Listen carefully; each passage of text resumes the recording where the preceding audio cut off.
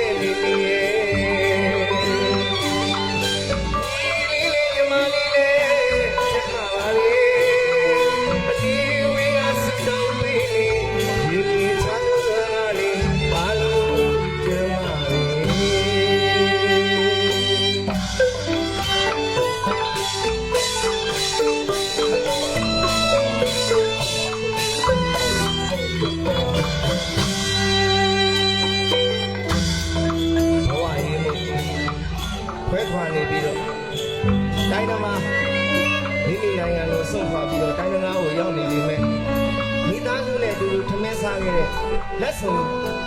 စားခဲ့တဲ့ခမင်းဝိုင်းလေးကိုအများနဲ့မြင်အောင်စနေပါဟုတ်ကဲ့မြင်အောင်နေပါတယ်ခင်ဗျာမိမိမှာအစင်မပြေလို့လားဒီနေ့မိမိမကြီးလေးညီမလေးဘဝရှိလေးအတွက်မှန်းလာတွေ့ပြီးကြိုးစားပိစာနေရ